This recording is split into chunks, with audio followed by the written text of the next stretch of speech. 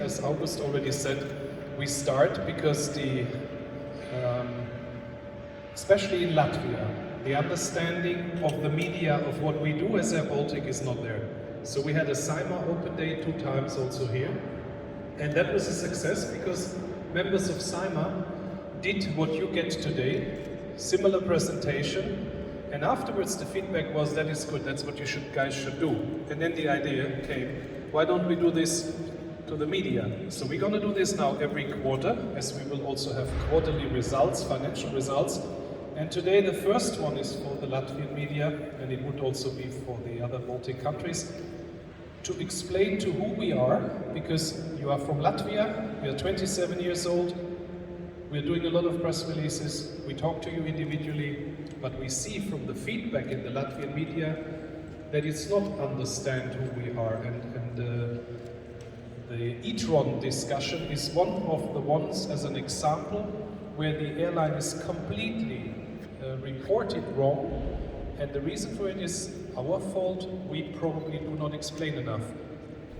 These media days are there without limitation. You will be able to ask whatever you want and we will be answering. It's live. And we hope with this transparency, which I do already when I'm individually giving interviews, to get to a point until we are at the stock exchange where it's very important that the Latvian public understands what we are, because we are one of the backbones of the Latvian economy, and we try to underline that with numbers. Let me start and show you a picture which you, media, took in this hangar in December 2016. You see there, I don't know whether you can see it, the former president, Mr. August, is the minister, and you see the media wanting to get that moment where our first aircraft, Airbus A220-300, was shown to the world. Since that time, we've come a long way. That new aircraft is, you see the 2 here, which are in the so-called C-check, heavy maintenance. They are aircraft which after 3 years had to go into a check, and they go already 2nd time. So we are 6 years into the operation. What happened since this picture? Ministers have changed, presidents have changed, executives have changed. What hasn't changed is the interest in the media in airBaltic. While on that day, I remember the headlines, Latvia was proud of having just received an aircraft worth $90 million list price. Today airBaltic operates 39 of these aircraft and has the youngest fleet, amongst the youngest fleets in the world. We have the largest Airbus A220-300 fleet in the world, and we have carried millions of passengers, multiple times the Latvian population, on these aircraft, and we are getting more of these aircraft. We have, since this day, since we took the aircraft, changed the airline to a complete A220-300 operator, and we have gained in the world an extreme brand. We failed in Latvia to get the attention which we get internationally, and the open days are an attempt, I don't know whether it works, to get you to see us as we are. So that means we start at the very basic, because this is also an issue which is not understood. airBaltic is owned at the moment 97.96% by the Latvian state and 2.04% by Lars Thyssen, represented with a company called Aircraft Leasing One. We are, in the Latvian terms, as we are government owned, overseen by the Ministry of Transport, and our shareholder on the state side is the State Secretary of the Ministry of Transport. So it's not the minister, it's not the cabinet of ministers. The State Secretary of the Ministry of Transport is representing the shareholder. And we just, the 3 board members, we are the only 3 board members of airBaltic. There's the executive board, that is the 3 of us, and then there's the supervisory board. We all just came to this meeting from our annual shareholders meeting with the State Secretary and Lars Thyssen. That happened today at 12 o'clock, and they approved the annual accounts of airBaltic. That happened today. They were all present in our headquarters, either direct or online. So, Ministry of Transport, represented by the State Secretary, holds 97.7% of that airline, and Lars Thyssen, who was also present at the shareholders meeting today, the other 2%. So how is the company then controlled? The shareholders appoint the supervisory board, and currently our supervisory board consists of three representatives appointed by the shareholder, Nix Pulmanis, Kaspars Abolic and Tom Silic, all three Latvian nationals, and the minority shareholder represents himself in the supervisory board. And the supervisory board controls the executive board, and that is the three of us. The executive board runs the company and takes the decisions.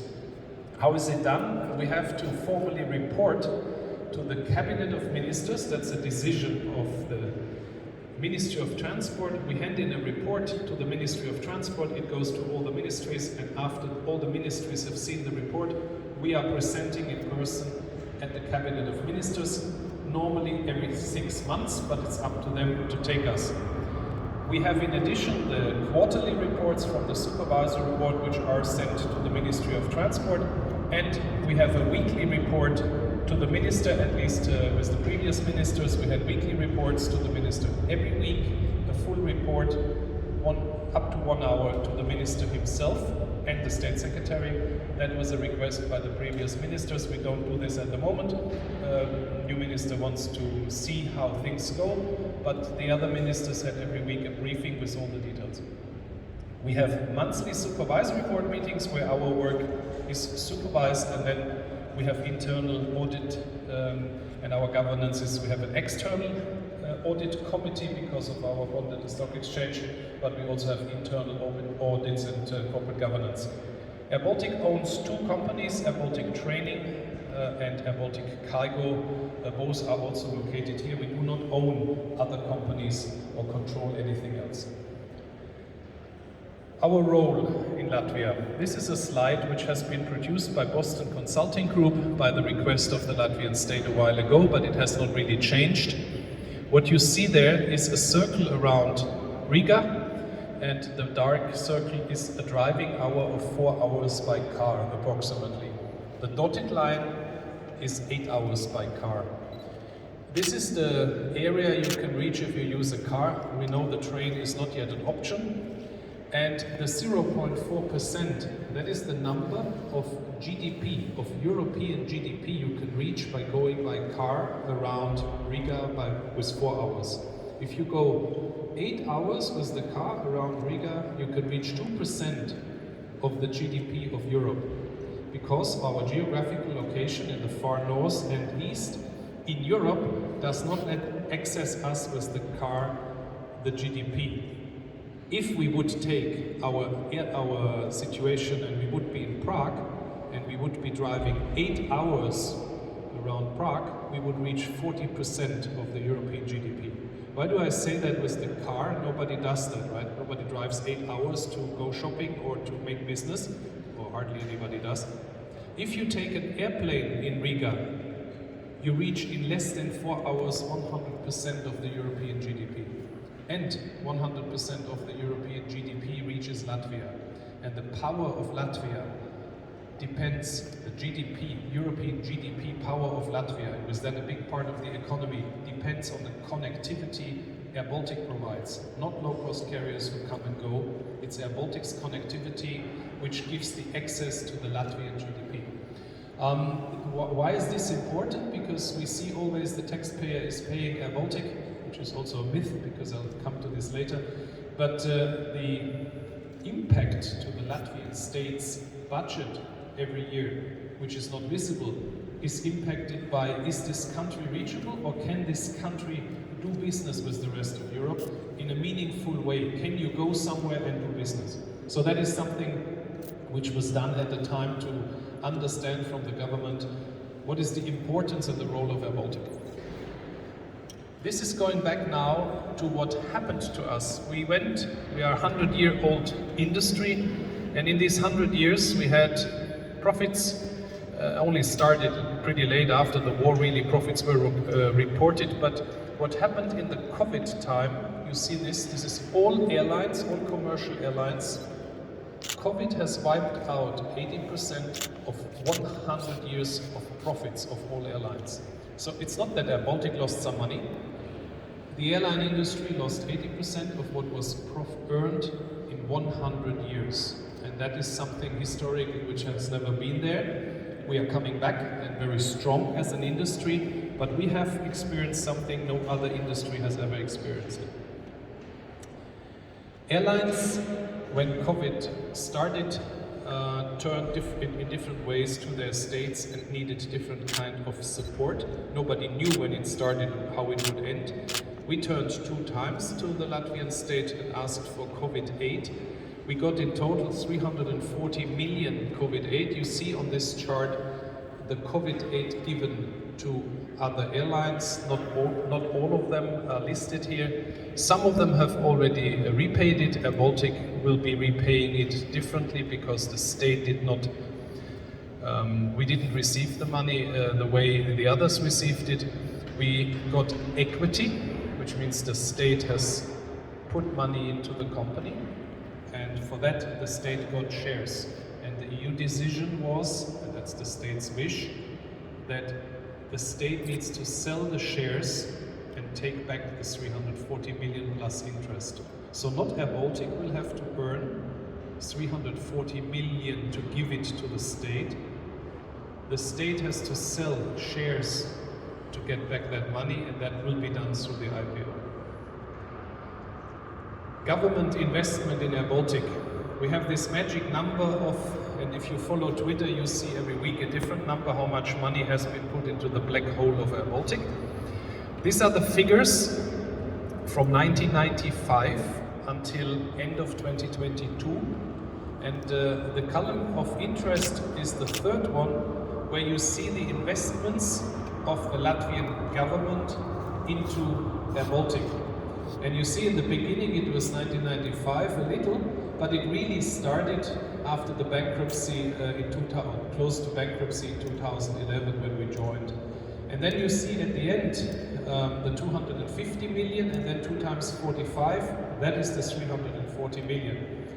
And important here is to see that the total investment in 27 years of the Latvian state was 543 million. At the same time, the airline has paid taxes, direct taxes of 299 million to the state. So if you now look at money coming to our accounts and money going from our accounts at the same time, it's not anymore 500. On top of it, we have also paid interest for loans of 13 million. Still, the Latvian state has put money in, and that money is still in airBaltic. But airBaltic has generated at that time, and that is the second column, revenues. Revenues is everything we get from others, not from the state, to pay our bills. And that is the biggest issue Latvia has. The taxpayer keeps saying that they are paying my salary, they are paying the Audis. That is not correct, because we have earned 5.7 billion euros, 5780 billion euros. So 5,000 million airBaltic has earned in these 27 years. And when we are paying for the repair of this aircraft, or when we are paying for my salary, then you have to take the 5.78 billion plus what the state has given us, but you need to subtract what we have paid back to the state. And these are the real numbers, and I'm sure that some of you took photos and you can digest it for years and years. So if we look at the money flows into airBaltic, billions of money have been spent in airBaltic, but they have been spent by the money we received from passengers all over the world, not from Latvian taxpayers. That is a small part. We do something else.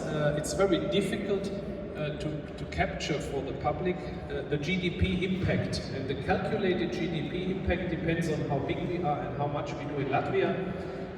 For the simplified reason, we took one of the examples from the consultants and just did the calculation.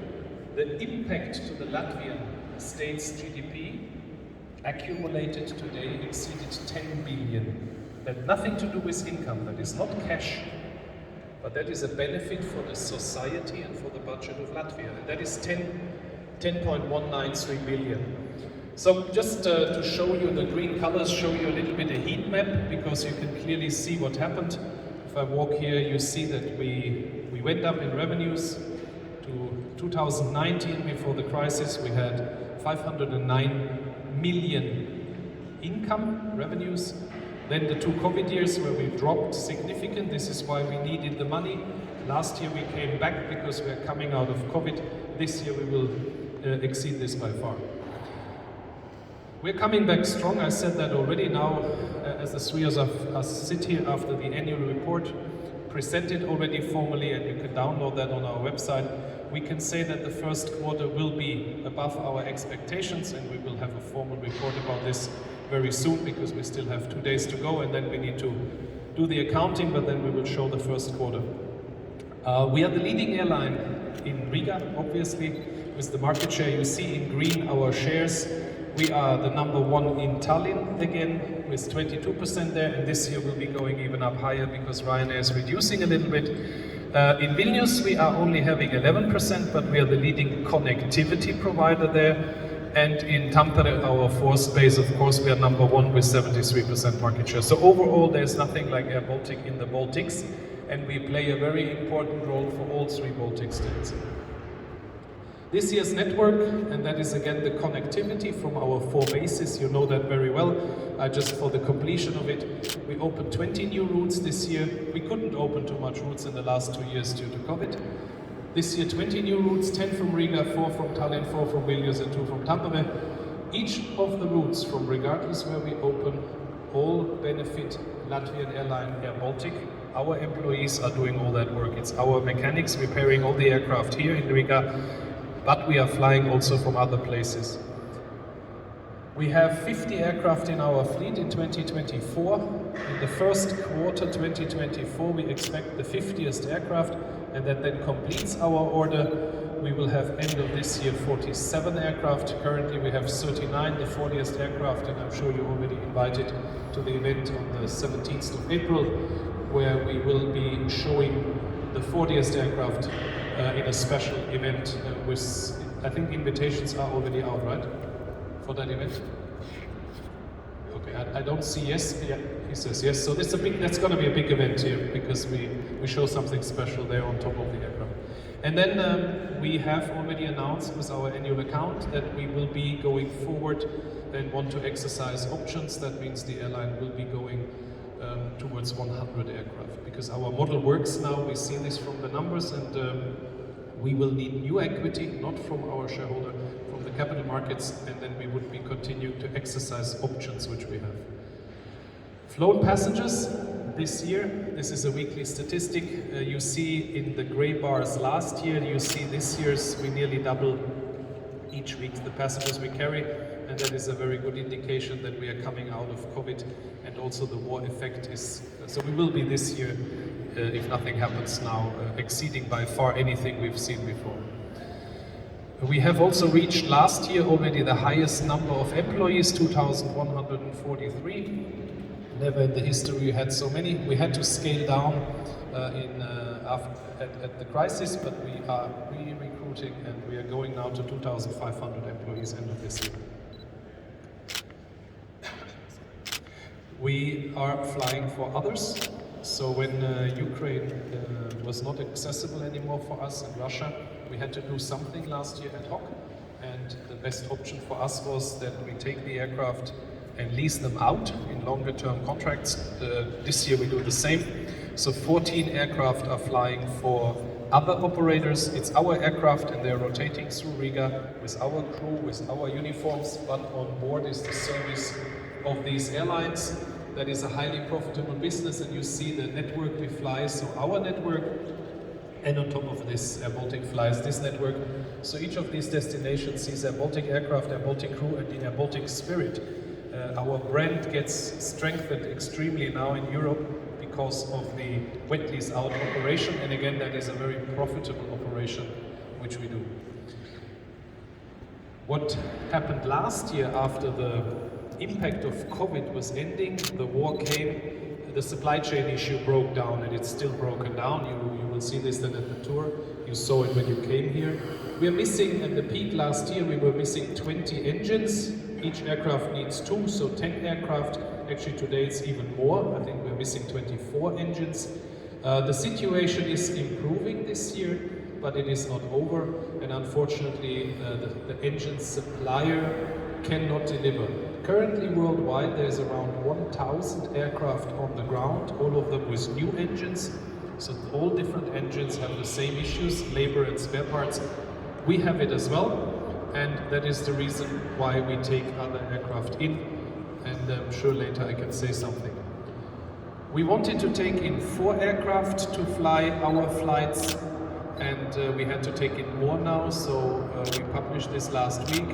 We have, because we couldn't get from the same Avion Express more aircraft, this is an overview of what we plan currently, and we will be up to 8 aircraft having from other operators, and that means 30, if this stays true and nothing improves, then 13% of the passengers airBaltic will carry this year will have to fly on another airline. All of these airlines are certified according to European aviation safety requirements. The aircraft which are used, the Carpat Air aircraft is an Airbus A319, are modern aircraft. The issue is that we had last year from the flying public and also from the media a lot of complaints about how the aircraft look. We took that this year. We look at this aircraft, we could not accept everything which was offered, so we tried to change the interior. We're doing a lot of things to mitigate the problem, but we have only 2 options. We cancel flights, and that means people who wanted to go somewhere, especially from here where you can't get anywhere else, you can't take a train, you can't take a car, we can cancel flights. That's what happens with big airlines in Europe. They just cancel and give you your money back. Or we, and that's what we do in airBaltic, we try to get you to your destination. And we will do everything to do that, as long as it is safe. To fly with other airlines is safe, and that's why we do this, because cancelling the flights is not an option for us. Wasn't last year, and we will not do it this year. We take the criticism that it's not an A220, but this is not in the hands of airBaltic, this is in the hands of the global industry. This is not only affecting us, because as you see, we also fly for others. Outlook for the full year, to make it complete, we made 500 million in revenue, so 500 million, and this year we will be planning to make 700 million revenue, and again, the black hole airBaltic, money dumped in by the taxpayer. If we make income of 700 million this year, just this year, it doesn't fit together with the taxpayer is paying it, because last year we made already 500, and the year before we made 250, and the year before 150. So something, the mathematics don't work, that the taxpayers keep saying, or the media says taxpayers' money is wasted.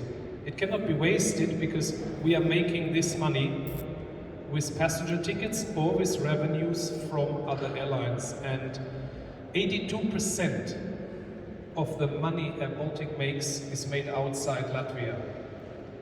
So Latvian market gives us 18% of what we earn, 82% of the money airBaltic gets and spends is made outside Latvia.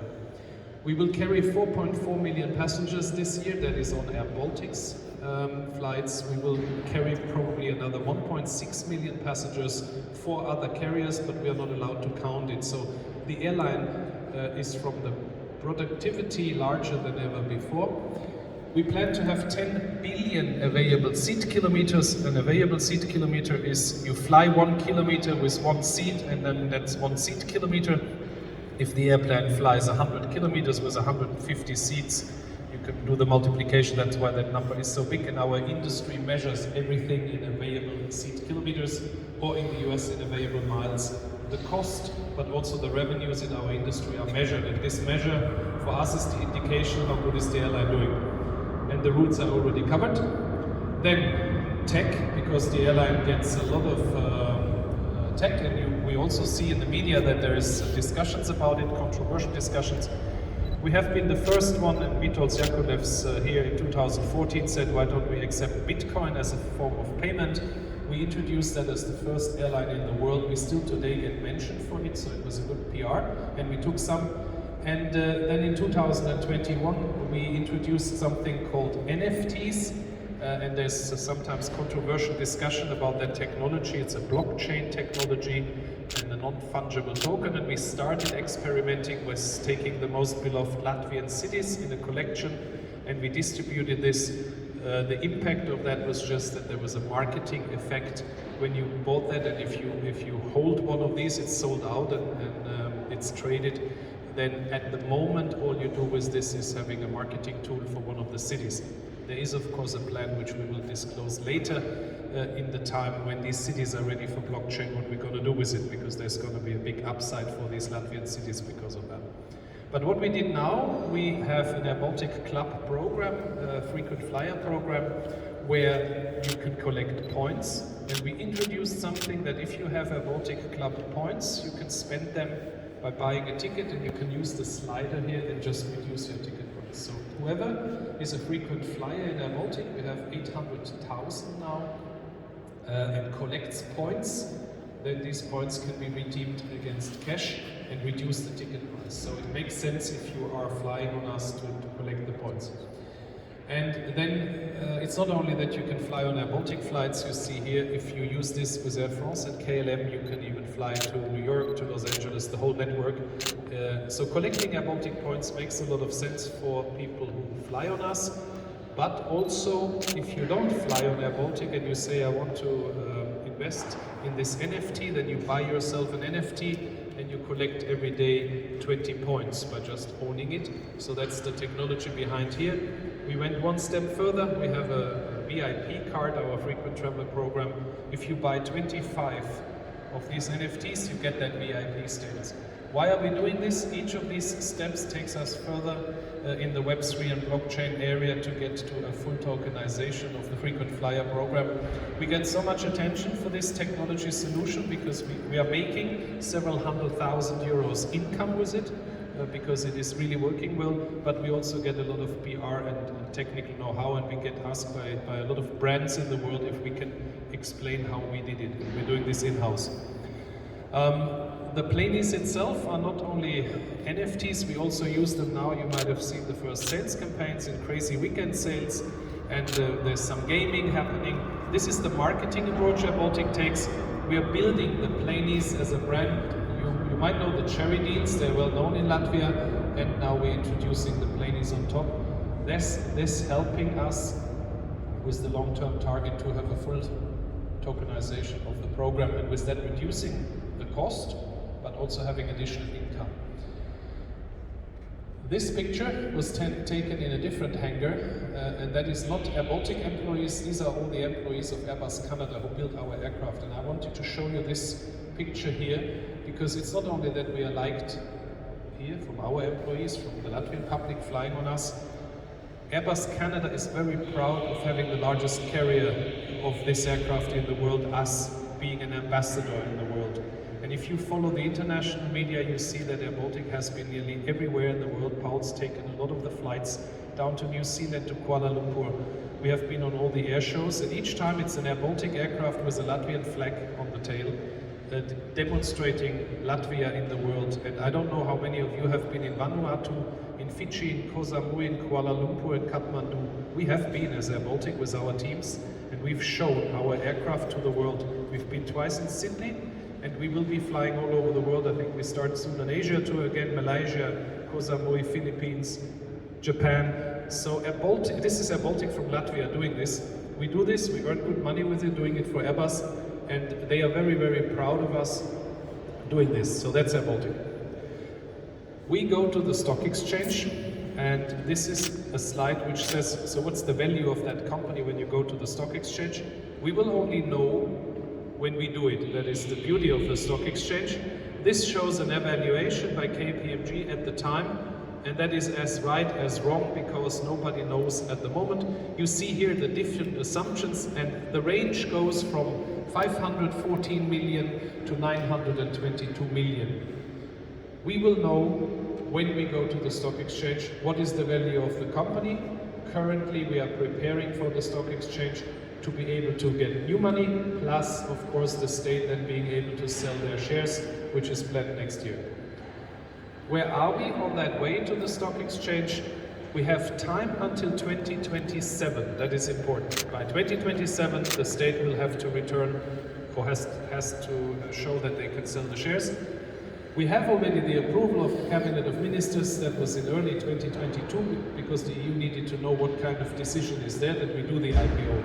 But we need to hire the banks, and this is happening in September this year. We do an RFP and then select the investment banks, which will take us and advisors towards the stock exchange. There's different steps. There's the preparation, then the analyst's presentation, and we currently plan that in the September 2024 we will be taking the results of September. They will be audited, and then we will do the so-called roadshow, and then we will be listing airBaltic at 2 stock exchanges, definitely at the Riga Nasdaq, but because of the liquidity of the size of Riga Nasdaq, it is not liquid enough that we could sell all the shares there, so therefore we're going to do it also on top at an international stock exchange. So it will be a dual listing, and then we hope in November 2024 to ring the bell. This under the assumption, and that is very important for the Latvian media, that the public thinks this airline has a future and should be at the stock exchange. If the public is of the opinion that is not a good company and it shouldn't exist and the CEO should be fired, then maybe we will not go to the stock exchange. The international world is already ready for us. We just received today a report about how they see our financials. The world is celebrating us. We want to have the same in Latvia. That means for you, the media, to report about us, everything we do wrong, please do so. But please do listen also to what this airline does for the country. We are one of the largest employers, and with the revenue this year with 700 million, we play a big role, and we will be going with the stock exchange to be a $1 billion company. And the stock exchange in Latvia for us is very important because we want to strengthen the capital markets in Latvia. So the company could just go somewhere else, but we want to do this, the shareholder want to do this, and that's why we're doing it at two stock exchanges. Highlights to come, just a few things and then I finish. We are building a hangar. It took us more than 7 years to get the permission to build a hangar on our land, which we had for many years, but there were lots of legal complications with the airport. It is done now. The hangar will be built at the other end of this, on this side. It will be the largest hangar in the Baltic states. The project is at the moment around 60 million euro project. It will be financed, so don't worry, no state needed. International financing will be available for that. We bring the Starlink satellite system from SpaceX. That's coming hopefully this year, and then all aircraft will have free high-speed internet. Also first in the world, which will have that on an A220, and first in Europe at all.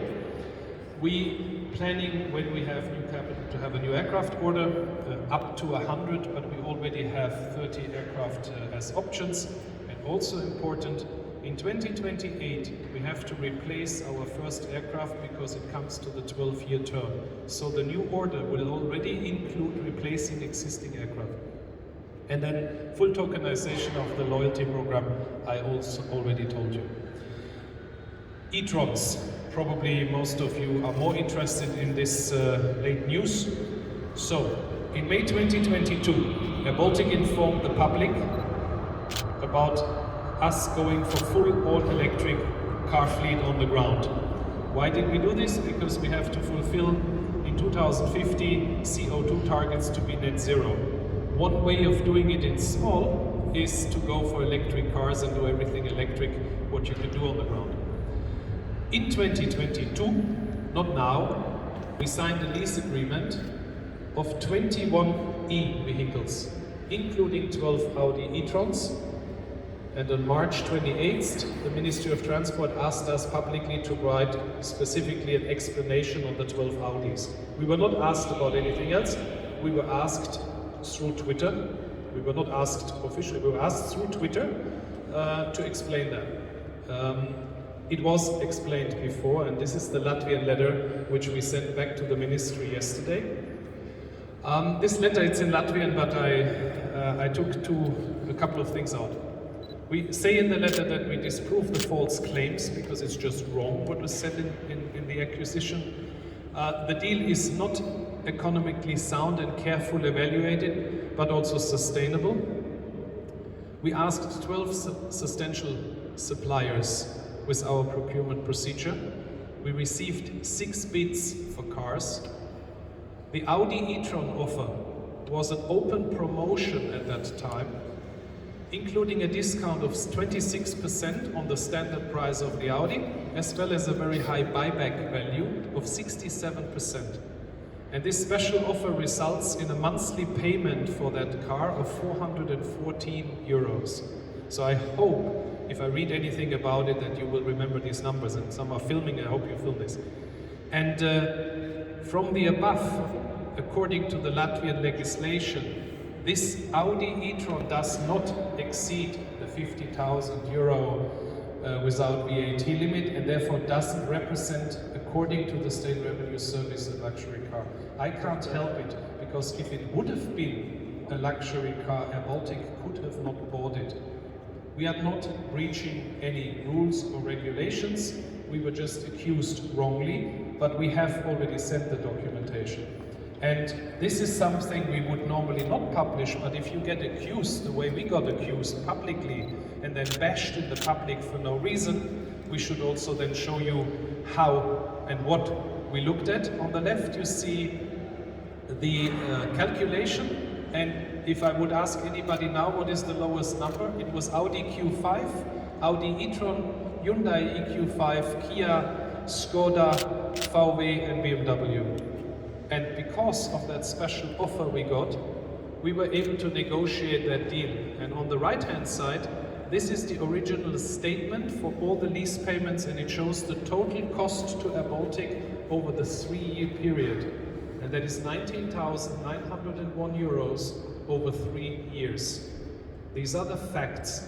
And you media, and I saw yesterday evening a lot of media about it, and I saw a lot of hate against my person on Twitter, a lot of hate, including my kids something should be happening to me, to my kids, to my family. I accept being at the front of airBaltic, that false information can travel very fast. I'm standing here on behalf of 2,300 airBaltic employees to show you the facts, and it's up to the Latvian media then to do something with it. Ideally, these kind of subjects are not even worth mentioning if you have a company run with 700 million revenue, but we probably have a very good purchase department who does not only buy Audis at world-class prices. We also negotiated an aircraft deal many years ago with a list price value of 5.9 billion, and that is what you see, and that is the success of airBaltic in the world. Yeah? But we are happy to also share this. We don't have to, but I'm actually very happy, because this proves again that a lot of the acquisition airBaltic has to live with. This information was given to the ministry already on the 7th of February, and it is not now a surprise, but we had to give it again. And there it is, and you can do with it what you want, because I said I will brief you also about the Audi e-trons. This was a selection we did. And why do we at all drive cars? We drive cars because they are part of the contract of the management, like in most companies.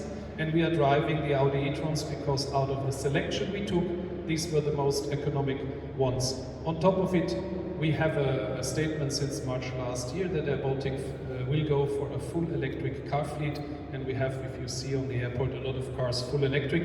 And with that, we're fulfilling something which is required by us as an airline. We need to reduce the CO2. And I guess in a couple of years' time, people will turn around and say these guys were smarter because they were driving already electric cars, because the diesel cars we had before we could have kept, but the business case was negative, and therefore we changed to the electric cars.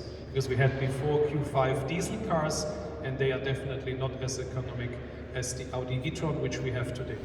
And that's how airBaltic is run. I just wanted to share it, because I was sure that you would come and want to know, and I'm sure you've taken a lot of pictures of the cars on the car park, and I hope they were all there so that you can take good pictures and distribute them amongst Latvia, and let that hate which I had to live through yesterday, let it go up.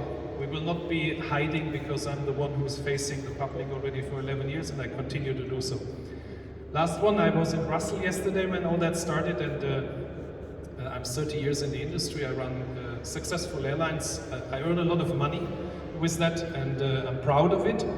Yesterday, this gentleman on the right, some of you might know him, it's a CNN reporter from the US, and he was also in Brussels interviewing me and my colleagues. And I had the chance, and it's really worth looking at it if you want to, it's on Twitter.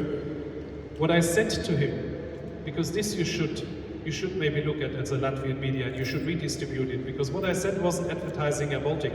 I talked about the situation, what the war does to us, what our special situation is here with the closed airspace, and then we were able to reopen the routes to the east by circumnavigating. So he was asking me, because he asked me before, how can you guys make it? You are sitting up there where all the trouble happens. How can you do this? How can you still survive and fly when you have all that shit around you? And I gave him the answers, and if you want to know what answers I gave, that wasn't advertising, that was just a very good interview. And I liked one comment from a Latvian person this morning. He wrote something like, that is worth millions, because millions of people see that. Unfortunately, we'll never see this in Latvia, because the media just ignores anything we do. But that is the value of the airBaltic, and that is also the power. If we now look at the Audi e-tron drama from yesterday, and compare it to this, I'm still very, very proud that I run this company with a world-class team, because I don't know how many CEOs in Latvia are, and it's not the first time, are on CNN representing a Latvian company. Let that sink in, as one famous man says. And I'm very proud of it, and I'm very proud to stand in this hangar, in one of these, behind me, 2 of these aircraft, 39 of them, and more to come, because we do an excellent job for the Latvian public, and you as the Latvian media can talk about it, and we give you every answer you want, because you will for sure ask us. My 2 gentlemen here will be answering everything in Latvian, because my Latvian is very limited. Also, the secret that I speak it and I hide it is wrong. I cannot. I can say a few words, I understand, but I cannot speak in Latvian. This event, something else for the 3 Baltic states, and that's the last slide, was also something we initiated in-house, and we did it. We got in the beginning a lot of criticism. Today this is one of the biggest marketing tools airBaltic has, because we represent the Baltic states with their flags. People are very proud of it, and we continue to do this. The 2nd Latvian livery aircraft is coming in 2 weeks' time. That's it. I talked long. I had to do this on the first one. The other media updates will be more like we update you on where we are, but the first one was intended to give you an overview of the company. The future will be much more dynamic, where we will be faster and then show you maybe even the headquarters, and then show you just what is the latest, show you some numbers so that you have up-to-date information. So, I hand over for questions if there are any, but let me say this, Latvian not a problem, he will translate, and whoever is best of us will answer in Latvian or in English.